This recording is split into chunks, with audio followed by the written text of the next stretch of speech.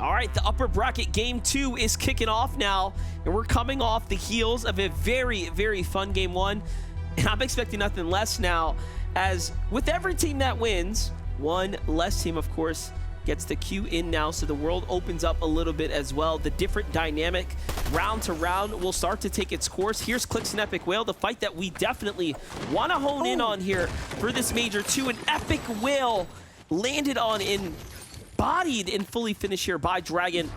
What a quick pickup. Just the floor loot advantage there from Dragon. A little bit quicker than what Epic could be.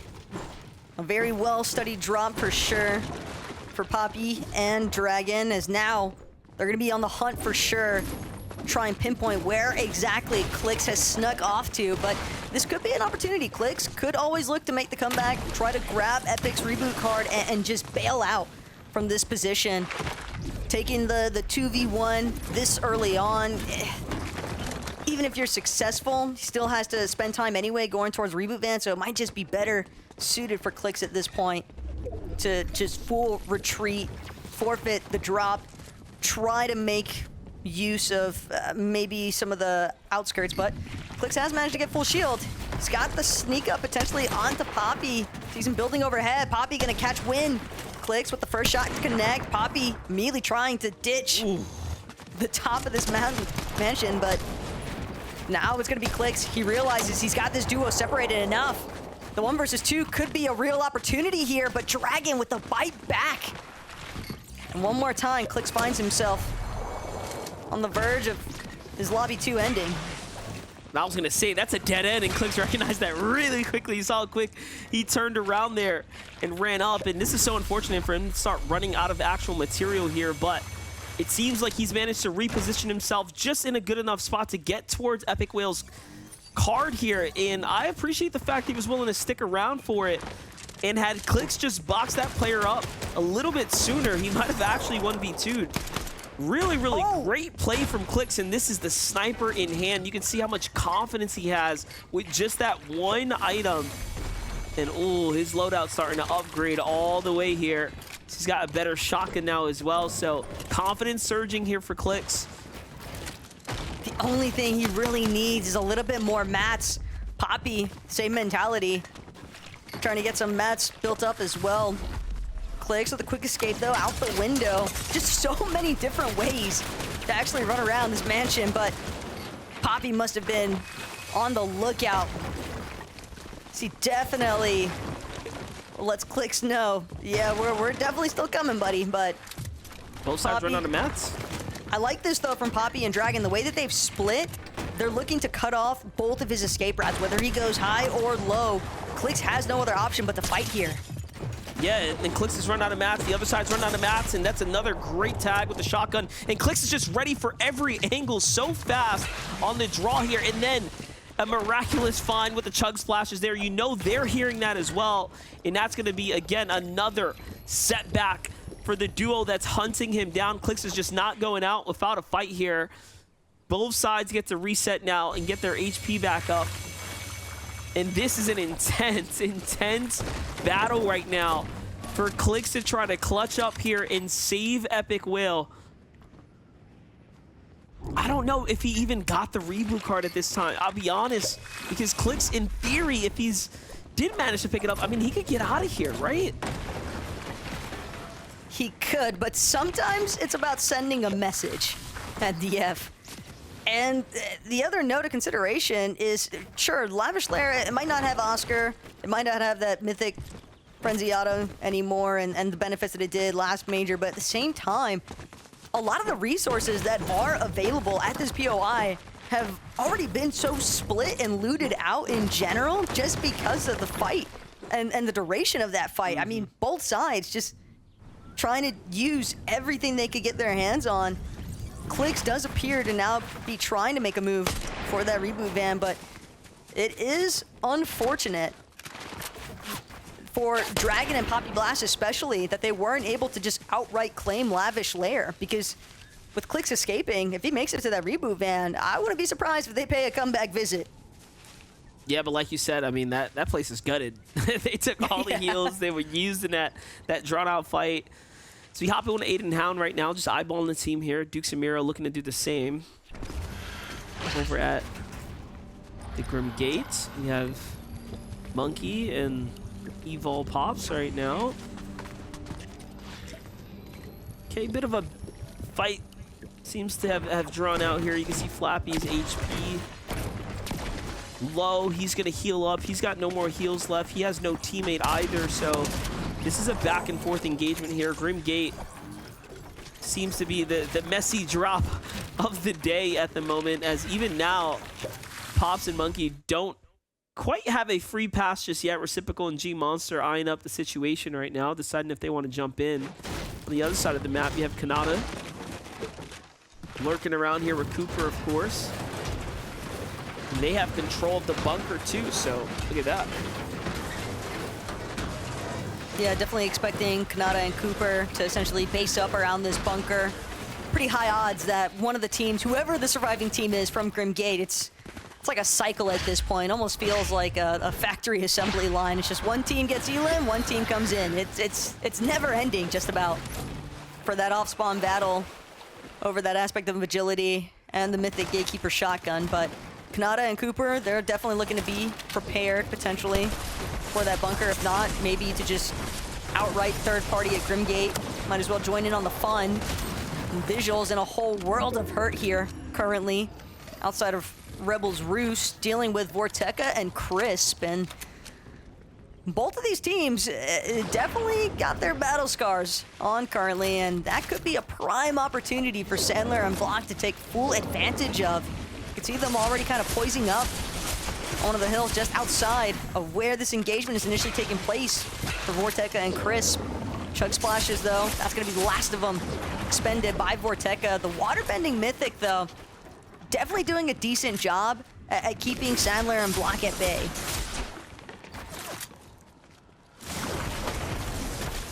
Couple blind fires there. Vorteca trying to connect with whatever he can. Any signs of movement? Just anything, you know. Crisp and Vorteca are not in the greatest position right now. These fights are scrappy, digging into their little bit of heals that they did have, and we'll see if they can manage to find some resources on the way back. Hero and Dukes on the other side. We've seen them start to lurk right in on different teams, different battles, but again, nothing has kicked off quite just yet for them.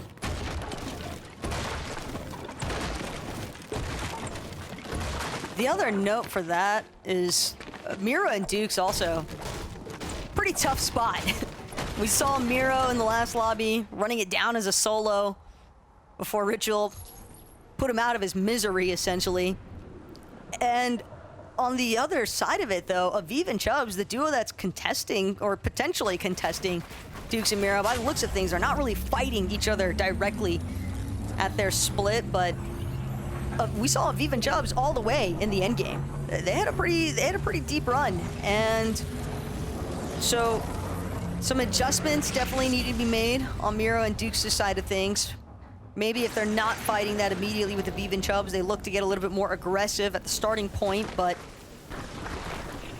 if anybody's gonna have a battle plan, it'll definitely be those two, as Click's very happy to reintroduce Epic to lobby number 2 here. But they are going to be the ultimate scavengers at this point. Yeah, it's not going to be easy. That's for sure. This late in the game, that low on health, to bounce back. They're facing Verse right now. Okay. Little scenic route, taking the train to the center of the map. It's pretty interesting because, like, a lot of teams don't really focus in on the train. This is could come as a surprise, I'd say, for most duos. People probably thinking, why are you guys on the train in the first place? More like it, Bryce Bolts. Maybe they catch wind of the fact that Nerface and Verse are hanging out on the train, but Surge Tower doesn't appear to be prioritizing keeping tabs on the movement of this train. Stopping here at Reckless Railways, though, it does look as though Verse and Nerface want to get off, so could be them just looking for a quick rotate, try and set up a surge base of their own, or just lock down any teams looking to rotate more center map. And don't forget, this is the second day of the upper bracket here. For those teams that played in day one, 5 teams have moved on to the finals already. If you picked up a victory royale in one of the 5 games, teams like Booga, duos like Peterbot and Pollo have all moved on already. Some of those notable teams performing above and beyond their capabilities have already moved on.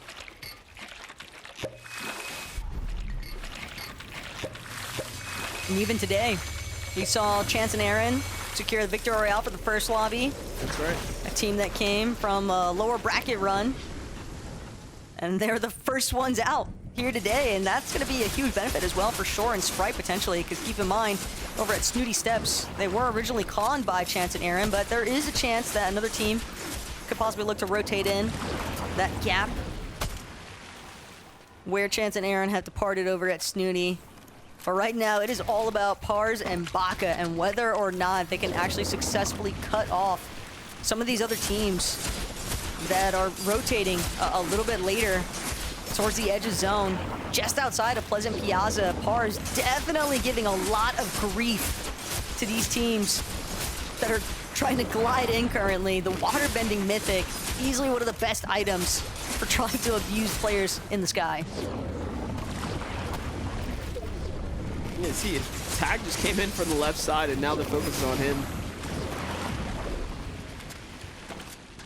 Straight through the trees there. Don't find the connection. Bak and Pars, though, missing a lot of white health there. Wonder what happened. If it was from the surge or just from moving through the zone there. Speaking about surge, 85 players standing right now. Things have really come to a halt here in game 2, which is honestly a surprise. The standard NA pacing, the standard, you know, game 2, game 3 pacing is on average a bit faster, if you will. But this game is really, I'd say, reflecting the fact that players want to stay alive right now. Really, really aim for consistency, if not the win, of course. That's exciting. It's going to only set us up for better gameplay here. Ritual on the move, though. They have the Rift Island. Team's already pulling up. Nerface down low. Once again, it might just be a fight here for the capture point. It's a fight that'd be all too welcoming for Reet and Ritual. Another one of our more veteran teams that we saw have a handful of struggles keeping their search strategy at a high enough threshold throughout the course of yesterday's 5 games. But no better place to brawl than the Rift Island, especially when Reed's able to connect with shots like that. Nerface now forced to take the brunt of the aggression here. Try and play a little bit of a distraction factor for his teammate so he doesn't get insta-keyed. But Verse has an opportunity now to heal up, so one more time striking slightly different angles here from his duo Nerface, and Nerface seems like he wants to go for a flank opportunity, but Reet and Ritual are just so attentive towards their walls and where they're actually building. Nerface already losing no opportunity to actually break in to Reet and Ritual's box setup that they have surrounding this capture point. Well, Nerface needs to take this fight right now. They've decided that they want the 2v2 as opposed to looking for tags right now to find their surge. And unfortunately, it's up against the likes of Reet and Ritual, who have had, I'd say, a pretty stellar run over the last 2 days. Remaining consistent, remaining at the top of the standings, and finding a lot of eliminations along the way. Reet and Ritual have no pressure here, as they've done everything right this game. It is just a matter of waiting this team out. I think they're recognizing that, yeah, this is unprecedented amount of aggression right now. We've already captured the point, right? Like, and they're still pushing us. They probably know these teams absolutely need surge. Almost waiting at this point for Ritual and Reet to just ditch entirely, especially with that third-party introduction. Metal too, yep. Ritual they could always refarm on Rift Island. There is ample amounts of brick on the Rift Island, but at the same time, you don't want to get caught out for too long, especially when you already have an ideal amount of surge. And sure enough, Reed Ritual just falling back for the time being. Flood and Cow now looking to take over what Reed Ritual had started. Versus Nerface. They're not willing to give this up, and sure enough, yeah, that 19 above. That's the primary reason they were trying to pick a fight in the first place. But Flood and Cow aren't gonna make this easy necessarily. They might also have slight added advantage, but Cow outright just takes it away from Verse and Nerface. But that's the reintroduction that Reet and Ritual needed. This is just cleanup crew. Yeah, and I really appreciate the veteranship from Reet and Ritual. They backed out, allowed those two teams that were clearly very much desperate for Surge to fight, and then swung right back around at the very end once the elimination fee started to rack up there. Just well-timed. It's going to get them elimination. Essentially cap out their inventory here. Reet just needs brick, but he's in the perfect place to get it, so. This is a really strong loadout. Like, I know it's still early enough, but 5th zone, 4 bananas, 6 splashes, 100 fizz. Reed and Ritual, they're definitely priming up to try and take this one home by the looks of things. And they might just succeed. We'll have to check back in with them a little later on, see how their situation develops. Meanwhile, Clicks and Epic definitely coming back from the grave with this one. One elimination on Epic currently. And we'll actually get a chance to 4K spectate what exactly went down to lead to that elimination in the first place. Epic Whale with the Hades chain right through the builds, and that's revenge. On to Puppy Blast. The story, ironically, comes full circle there. And Epic Whale and Clicks are definitely happy about that one. That's a massive, massive pickup. And not only that, Epic needed, you know, the loadout and the extra mats because they were coming from the deep side of Storm there. Mixon and Paco have struggled since being uncontested there in game 1 and now game 2. Also just about the surge here. This time not as bad, Taco, as the previous, but still nothing perfect, I'd say. Yeah, they're definitely not celebrating by any means. Well, maybe a little bit now. Oh, Sprite, yeah, that's nice. Just clean knock. Mixin, gonna waste no time. Capitalizing, jumps straight into the box. Yeah, there was no chance. Sprite, sure. Unfortunately, they're gonna have to wait till the 3rd lobby to try and look for a little bit of vengeance, but Mixin and Paco definitely needed that engagement. They're also hanging out next to the Rift. Will opt to take it, get their rotate in. They gotta be careful though. These teams already situated on hills, bound to start taking note of who's flying in from rifts in the sky. And I like what they did though. They popped the legendary bananas and then took the rifts. So just fully prepared for anything as far as, you know, aerial defense is concerned. That is true. They need to pull out all the strats though. Especially when you consider they didn't qual for EU Grands last season. They want to find themselves in a major, even if it's on vacation. In the States, Paco and Mixin are certainly a team that wants to represent and showcase that they can qual for grand finals. And whether or not they do it here today, that'll be up for them to decide. Its legacy, its reputation on the line here. Muzz and Paper, 4 eliminations. Man, they've continued to find themselves with elims, but can they get the placement points here from an end game is really what's holding them back, at least coming out of game 1. This game 2 is another prime opportunity right here. Interesting loadout decisions from Muzz to go with the Mythic water bending tool alongside the shotgun here. I think Muzz is definitely just trusting in the fact that if they want to exchange blows at a distance, the waterbending Mythic will definitely get the job done, but Muzz is also just so slick with how he box fights in the first place. I mean, just think about his iconic moment from yesterday, one of the most brilliant ramp placements that we've ever seen. It went straight to Twitter. It's just like live. In upper brackets, you know, like it's, yeah, he's got it. If there's anybody that I wouldn't be too shocked at anything they decide to carry, it's definitely Muzz. Yeah, the caption alone was like, you know, he was like, man, I'm embarrassed for you. Like, it was pretty bad. Sphinx banged up on the rotate here. Has to take a time to pause and heal. He makes it to the safe zone at least, though. Top 25 so now as well for placement, so it's not for nothing, but this is a very desperate position to be in. 5 Fizz, his last bandage. A saving grace, though. That last elimination, won't have to worry just yet. It's all about the rotate at this point. You can tell he's just saving this last little bit of Fizz for the perfect moment. You don't want to go too soon, otherwise you make it too easy for teams to take note of a solo on the rotate, but he also can't wait too long, otherwise he gets held up by everybody else that moved before him.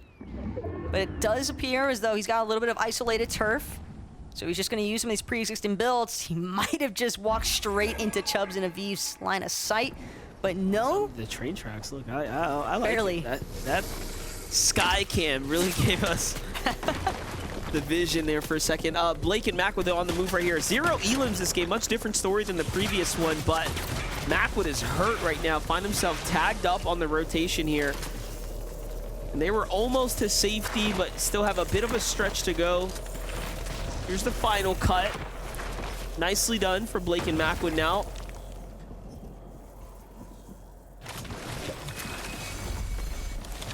Keep in mind, Blake and Macwood, another one of our teams today at Grand Glacier, they're actually not going to be contested.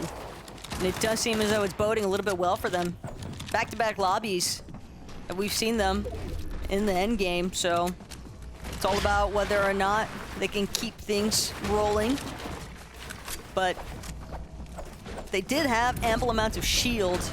They just needed to find that pause in the action to actually expend those resources, make sure that they are fully healthy on these rotates. Big bush bomb gonna be dropped there from Kanata, poised in the mid-ground territory. Meanwhile, Muzz, Paper, still working things through on the low ground, but Kanata and Cooper, they were stealthy, and it pays off. Nice elimination onto Crisp. You know, I was like, man, I don't know how I really feel about this bush bomb in the 1x1 box, but they opened up the wall and waited for Crisp and crew to walk through, and it ends up working out as they hunt him down. Mixon and Paco, though, we talked about them needing that big game, something different today as far as compared to yesterday's showing, and they go for high ground, and now they find Kanata and Cooper here on high 2, but this is that time where other teams need to do something desperate as well. Zeus and Shadow try to go for it. Shadow goes down, and a different team is here too. Is that Craze coming out of nowhere here? Everyone throwing their hat in the mix right now, in the ring here. Paco and Mixon somehow, by the grace of all things, ends up holding the high ground down, and Kanata burnt on his way to the low ground. Mixon desperately tries to jump for those materials and loot there. They need it. What a defense, though, from Mixon. It sucks that he just gets knocked right as I'm saying that, but he really did hold his own for a moment there, despite getting aggro from every direction. We see the same circumstance here for Clix and Epic. They were scrambling at the start of this one. Clix doing everything in his power to bring his duo Epic back, and sure enough, we're trying to hold it down backside of zone. They could encounter Paper, but Paper, he's gonna get picked off before he even gets a chance to enter the safety of the zone. T4nquesito and 21 tearing it up from the high ground currently. No one with a real opportunity to look up just yet. Everyone just so low on builds. Clicks down to his final 3. The trees gonna provide some safety, some material, but Epic's actually gonna be the one to pick those up. Another one Click's gonna try to farm from, but it's just not enough builds. Ooh. I thought he finished Reet right there, but no, that was a Storm elimination that came through. The timing couldn't have been better. Reet forced the heal up now. And what a shame to have all these materials and be caught on the low ground when everyone else up top is so scrappy here. Epic Whale with another elimination. The consistency continuing to play off here, living off the siphon mats. Reet finds clicks there for the revenge elimination, and it just might be Raps for Epic Whale, who's here on the low ground. Yup, of course. Reet is on fire right now, but can the new blood up top, T4nquesito and 21, take this one home against the veteran Reet? So far, the tags are good. Reet's lit up here, and it should be all she wrote with the Hades chain through the wall. You couldn't close it out in a better way. Hey, Reet was definitely not gonna make it easy though, but definitely got to play the spoil alert there. 4 clicks and Epic on the low ground, but T4nquesito 21, those guys have got to be celebrating something heavy right now. I believe that's another one of our lower bracket teams that's coming up with a big victory royale here in day 2. Yeah, lower bracket boys coming out and representing right now. T4nquesito 21 with the big win right here, and also just can we give some respect to Clicks, whom by the way clutched up on behalf of Epic Whale with of course the save and then this. So game 2 is going to go to T4nquesito in 21 here. Congratulations on your finals position and slot. You definitely earned it there by taking home the dub, right, Taco? Yeah, especially when you consider a lot of those veteran teams kind of surrounding them, but high ground wins games, and I'm sure that Zeke, Vivid, and Kelly have a little bit more to say.